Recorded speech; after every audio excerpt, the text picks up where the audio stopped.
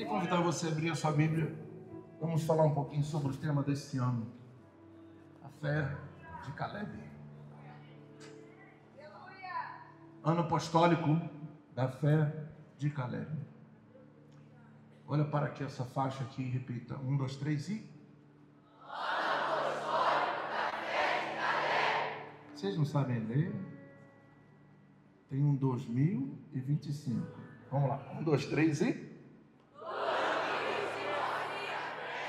Não, vocês não sabem ler. Tem que estar 20, ano apostólico Caleb, 25. Estou brincando.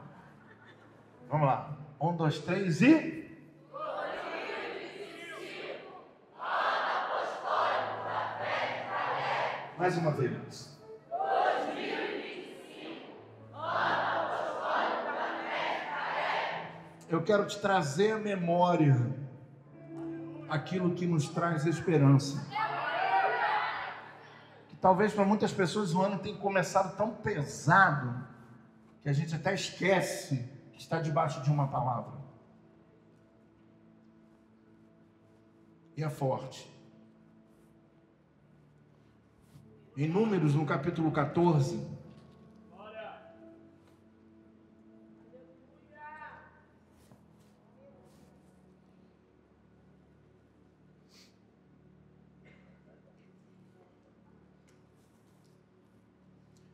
aliás, no versículo 13, no versículo 17, vai dizer o seguinte: quando Moisés os enviou para observar Canaã, disse: subam pelo Negueve e prossigam até a região montanhosa. Vejam como é terra, se o povo que vive lá é forte ou fraco, se são muitos ou poucos, se a terra em que habitam é boa ou ruim, se as cidades em que vivem são cidades sem muros ou fortificadas, se o solo é fértil ou pobre, se existe ali floresta ou não, tragam alguns frutos da terra. Era a época da colheita das uvas. Então, primeiro Moisés vai dizer: vão lá e vejam. A ordem de Moisés para os espias, que eram 12 príncipes representando cada tribo de Israel, era: vão lá e espiem. Vejam. Espiar significa ver. Diga para o seu irmão: ver. Aleluia. Quando eles voltam, eles vão trazer um relatório. Versículo 26 vão dizer: eles então retornaram a Moisés e Arão e toda a comunidade de Israel em Cádiz, no deserto de Parã, onde prestaram relatório a eles e a toda a comunidade de Israel. Eles mostraram o fruto da terra e deram o seguinte relatório a Moisés: entramos na terra a qual você nos enviou, onde há leite e mel, com fartura.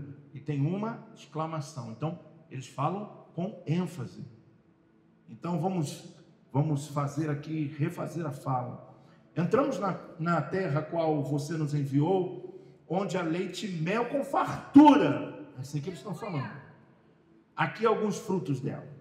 Mas o povo que lá vive é poderoso, as cidades são fortificadas e muito grandes. Também vimos descendentes de Enaque, os amalequitas, vivem no Neguebe, os hititas, os jebuseus, os amorreus, vivem na região montanhosa, os cananeus vivem perto do mar e junto ao Jordão. Certo? Mas qual foi a ordem de Moisés? Vai lá e veja se é montanhosa, se a terra é fértil. Não mandou trazer o nome de ninguém. O que Moisés pediu para eles verem foi sobre a terra, não sobre quem habitava na terra. Vai lá e vê se o solo é fértil, se tem montanha, se não tem, se é montanhosa, se tem vegetação, se não tem. Essa era a ordem. E vê lá se tem um povo. Qual seria a resposta? Olha lá, tem povos lá que são meio difíceis, né? Os nossos olhos, lá tem tudo que você perguntou. A terra é fértil, mana leite e mel. Então, seria um relatório perfeito. Mas eles falam o que viram.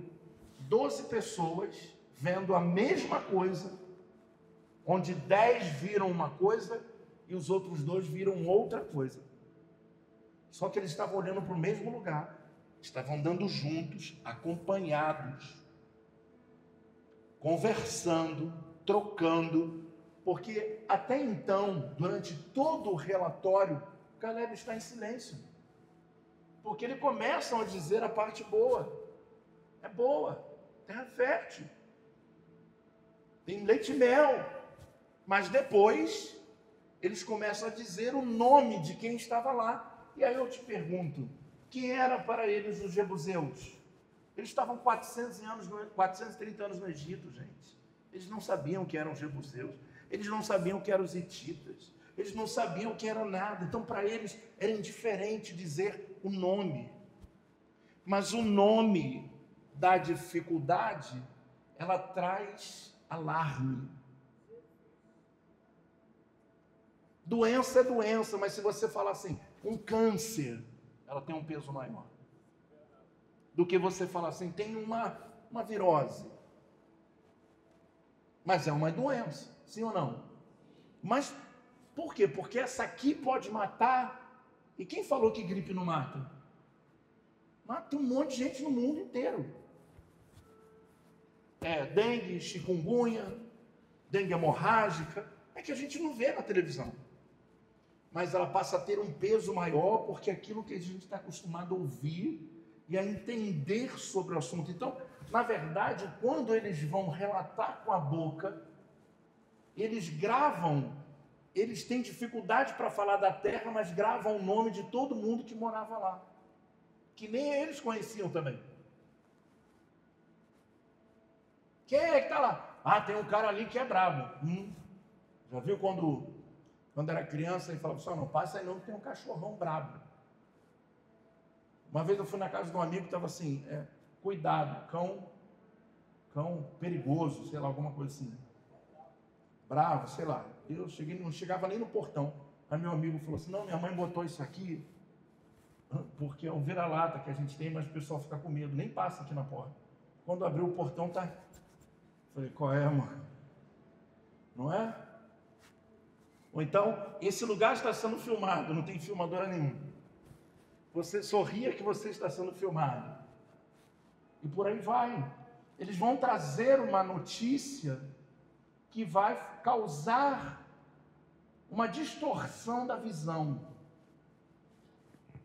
E aí Caleb, então, no versículo 30, vai entrar. Ele vai dizer assim, então Caleb fez o povo calar-se perante Moisés e disse, subamos. Por quê? Porque o que Caleb está fazendo, entre tantas outras coisas que nós já ministramos aqui, entre elas eu quero falar mais uma. Que no momento que ele diga, ele fala assim, parem com isso aí de falar essas coisas, vamos subir, vamos possuir, porque lá atrás Moisés disse para eles, coragem. Sejam corajosos. Os detalhes do que Deus fala é o que a gente esquece. Sempre é assim. Imagina Deus falando para você assim, irmão, eu vou fazer de você um grande empresário em todo o Brasil, então se prepara, porque para ser um grande empresário, tu vai ter um monte de funcionário e um monte de zica. Ou tu vai achar que vai estar no céu, sentar todo mundo.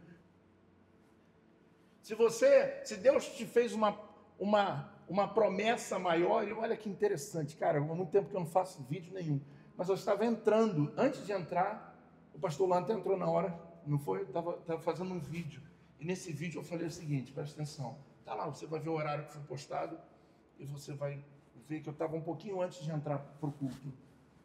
Eu fiz o vídeo e entrei, que diz o seguinte, Davi, quando não tinha unção, ele matou um urso e um leão para defender as ovelhas do pai.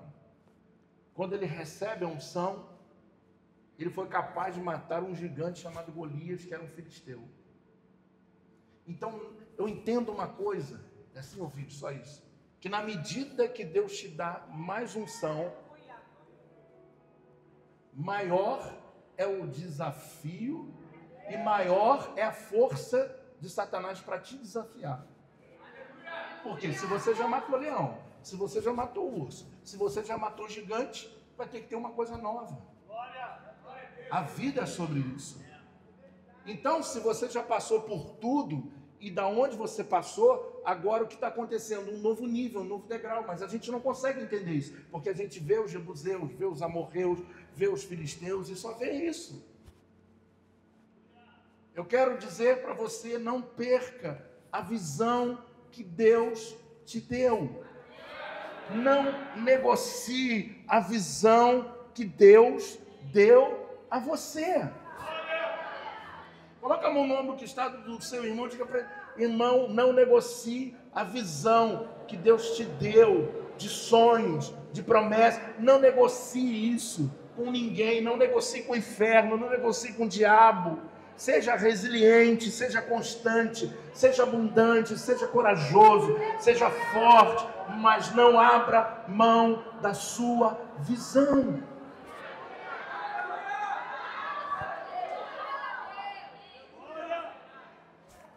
Se você observar comigo esse texto, você vai entender que a única coisa que foi capaz de habilitar Caleb para entrar na terra foi a visão. A única coisa que Caleb tinha, Ian, que habilitou ele para entrar na terra era a visão. E a visão ele não negocia. Ele diz: não, lá tem isso tudo aí, mas o Senhor nos prometeu e a gente vai entrar e vai possuir essa terra. Aquilo que ele viu com os olhos espirituais, ele não abre mão. Para de abrir mão de coisas, para de abrir mão da sua visão, porque alguém não gosta, porque alguém não se encaixa. O problema é de cada um. Não abra mão daquilo que Deus, o eterno Deus, falou com você. É sobre isso. Você não pode negociar o que Deus te mostrou, porque talvez não vai ser agora, mas vai ser daqui a alguns anos, daqui a alguns meses, não importa. Eu quero linkar essa mensagem com o domingo passado, porque eu falei sobre tempo, eu falei sobre idade, e você não pode perder a sua visão. Não perca a sua visão daquilo que Deus te mostrou. A visão era a única coisa que eles carregavam, era a única coisa que Caleb tinha. Ele só entrou na terra, ele, Josué. E outra coisa, nem Moisés entrou na terra, porque Moisés não foi espia. Moisés fere a rocha, porque nunca tinha visto a terra. Se Moisés tivesse ido com eles e visto o tamanho da dimensão que Deus estava mostrando, ele não feria a terra. Mas como ele não foi ver a terra, num certo momento ele se perdeu, e todos aqueles, só entrou 2 homens na terra prometida, daquela galera toda, que foi Josué e Caleb, porque não negociaram a visão. Eu fico imaginando Caleb, bispa, eu fico imaginando o irmão Caleb, depois de ver aquele povo murmurando, ele dizendo: não, para, a gente precisa entrar, já tem muito tempo de Egito, perdemos muito tempo lá, ficamos aprisionados. E Deus fala assim, se aborrece com aquele povo e diz para ele: vocês vão ficar 40 anos no deserto. Era tudo para ele perder a visão, tudo para dizer assim: peraí, eu fui lá e vi, e agora eu vou ficar preso com esses caras aqui por causa deles, dos murmuradores. Mas eles não negociavam a visão. Para eles não importava se ia ficar mais 40 anos ou mais 50, eles tinham convicção do que Deus falou ia se cumprir. Você pode levantar a sua mão e dizer: eu preciso ter convicção daquilo que Deus falou sobre a minha vida. Cara, tem noção um homem, tem noção um povo, tem noção murmuradores, tirarem você do projeto do que Deus te mostrou? Não, acorda, não negocia a tua visão. Porque eu não concordo. Beleza, você não tem visão, você não está enxergando o que eu estou enxergando. Mas eu acho que a gente não vai chegar. Não importa, eu vou chegar. E você vai entrar, a terra é sua, cara. A promessa é sua. Para de abrir mão de promessa. Não negocie a sua visão. Não perca a sua visão de futuro. Não perca essa visão de futuro. Eu não sei se você está conectado comigo hoje. Se tiver alguém conectado comigo, aí dá um glória a Deus bem alto. Então repita comigo: Caleb e Josué. Mais alto: Caleb e Josué. Eles tinham a capacidade de não permitir que o povo de Israel entrasse na mente deles para que perdessem a visão.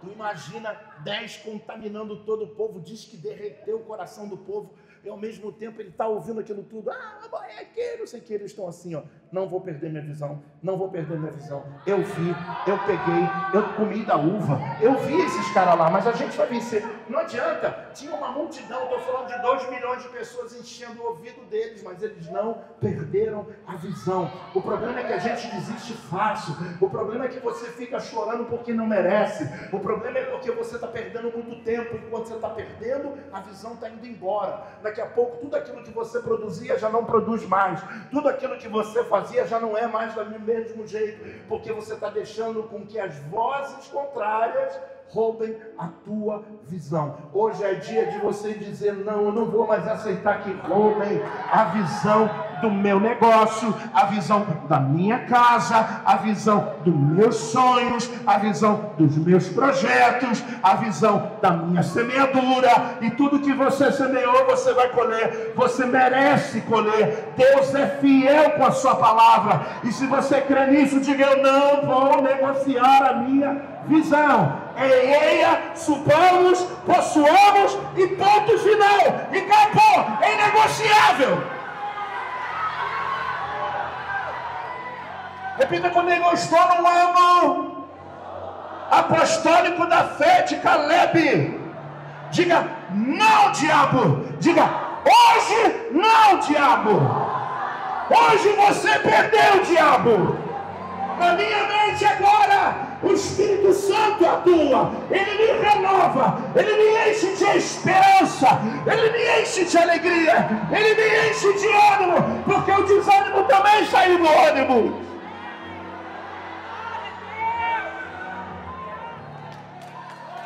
Mas não vai dar. Hoje o Brasil vai dar, porque foi ele que falou, ele me mostrou, ele me fez tocar, ele me fez comer, e eu não abro mão do que Deus fala. Quando você abre mão, você está dizendo que Deus não é o suficiente, e é por isso que você está perdendo. Você está perdendo, porque você não está dando valor ao que Deus falou. Você está deixando homens, está deixando situações serem maiores do que a voz de Deus. Ele prometeu, ele vai cumprir. Diga: eu recebo essa palavra. Muitas pessoas às vezes não gostam de falar com o outro e tal. Tudo bem, eu sei. Tem dia que a gente não quer falar com ninguém mesmo. Mas é nesses dias que a gente não quer falar com ninguém que alguém fala conosco, forçado. E às vezes nos dá um abraço sem a gente perceber. E dali a gente destrava. E eu quero fazer isso agora. Você vai dar um abraço, pelo menos em 3 pessoas sentado. Como vai fazer isso eu não sei. Mas os 3 que estão do lado direito, do esquerdo, e vai dizer para ele: não negocie a sua visão de futuro.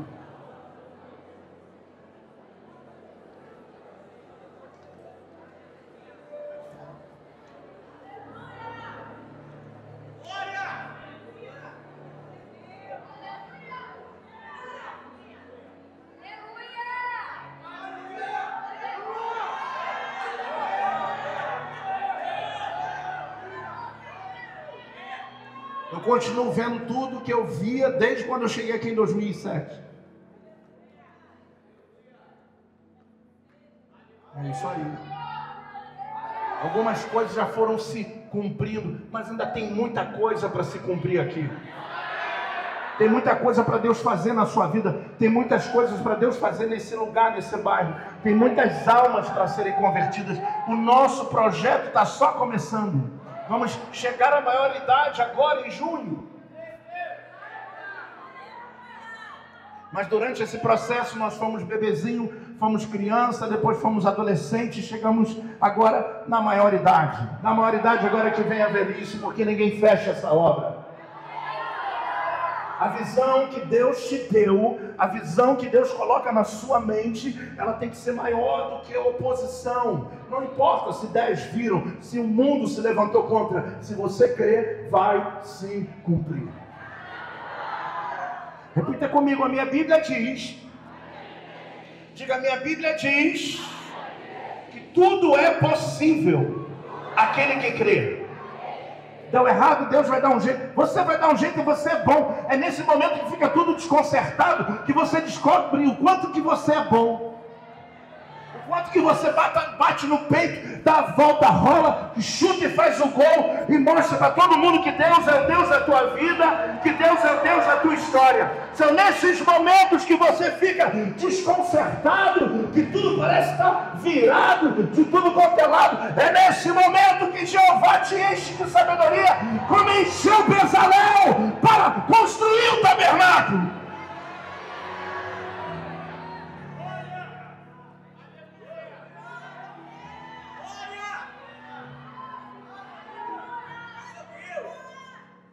Tem momentos que a gente fala assim, Senhor, faz alguma coisa. Deus, faz você, porque eu já te dei sabedoria. Você é bom no que você faz. Você tem que dizer, eu sou bom no que eu faço. A Bíblia diz o seguinte, onde eu colocar minha mão vai prosperar. Você não entendeu nada. Onde eu colocar minha mão vai prosperar. Você não entendeu nada. Onde eu vou colocar minha mão vai prosperar. Você continua sem entender. Se tudo onde você coloca a mão vai prosperar, toca no teu irmão e prospera a vida dele. Você acha que isso é brincadeira? Não é não. Não é não. Nós estávamos num momento aqui na obra e eu sempre tive um sonho, porque eu ajudava, eu fazia tudo. A única coisa que eu não conseguia fazer era jogar massa na parede, porque ele me frustrava. Eu jogava, pum, caía, pum, caía. Eu orava, Senhor, em nome de Jesus, me ajuda. Aí orava, fazia aquela oração forte, pum, jogava, caía. Aí eu chamei o Jeff, falei, Jeff, como é que é isso aqui? Aí ele pega a colher, dá aquela viradinha e joga. Peguei a colher, dei a viradinha, caiu. Chamei o outro, como é que é a viradinha? Um dia eu cheguei, fiquei de frente para o carrinho. Eu orei a Deus e Deus não me deu isso aí. Mas um dia eu fiquei de frente para o carrinho, eu falei, se tu não agarrar, eu vou jogar essa massa toda no chão. Fazia isso ou não fazia? Eu vou jogar essa massa toda no chão, vou me enrolar toda em cima dela, e eu vou ficar cheio de concreto, eu vou dar uma de louco, vou sair na rua, Senhor. Aí eu tô com raiva, meti a mão aqui, fau! O troço, pum! Aí eu, que viradinha, até hoje eu não sei como é que faz isso. Aí fui, ó.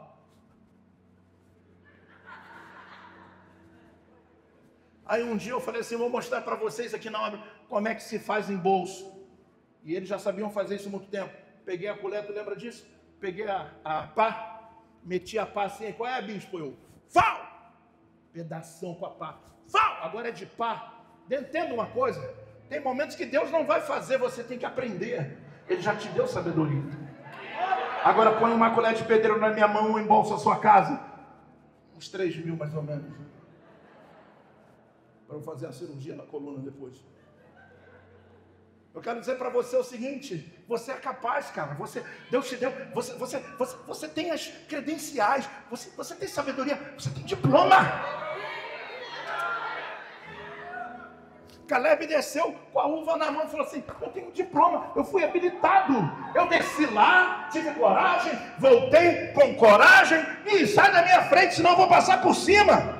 Durante 40 anos, ele não perdeu a visão de futuro. Não perca a visão de futuro para a tua família. Não perca a visão de futuro para a tua empresa. Não perca a visão de futuro.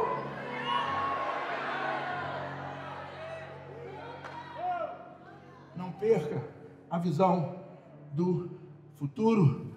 A visão de futuro que Deus te deu. Aleluia! Em tempos difíceis, em tempos de crise, o maior ataque do inimigo não é o tirar os seus passos. E essa é forte. Essa, papai do céu, o pão do céu que está descendo.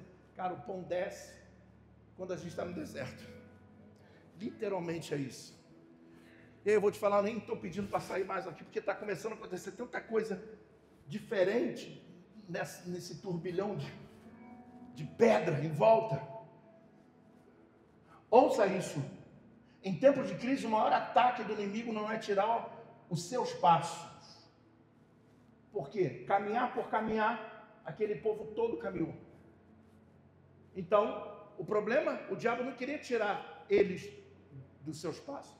Levou 40 anos. Então, durante 40 anos, tinha gente viva ainda que via o tabernáculo montar, desmontar, e andava, caminhava, nuvem, seguia. Então, o propósito do diabo não era tirar os passos. E muitas das vezes, quando a gente está caminhando, você pensa assim, pô, tá tudo bem. E muitas das vezes não, porque não adianta você caminhar sem visão de futuro.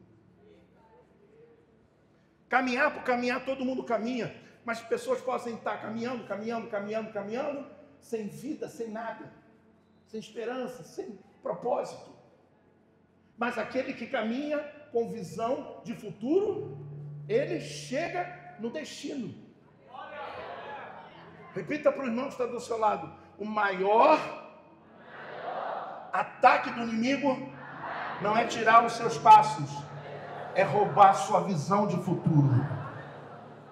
Continuo caminhando, olhando, dizendo: aquele que prometeu é fiel para cumprir. Aquele que me chamou me prometeu. Prometeu, não prometeu, pastor Luan? Prometeu para a gente, não prometeu, pastor Vitor, pastora Rebeca? Prometeu, não prometeu?